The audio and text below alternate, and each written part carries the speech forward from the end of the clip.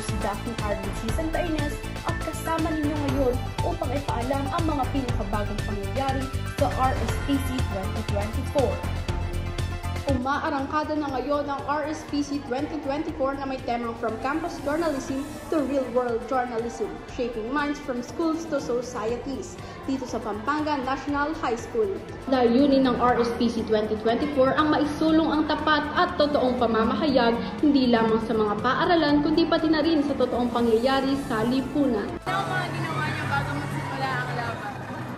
Nagkamo na nilang katawan nila. Training sila.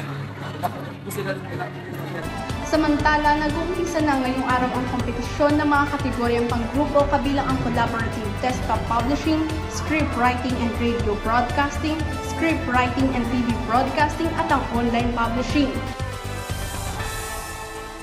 Manatiling nakatutok sa aming programa para sa iba pang updates.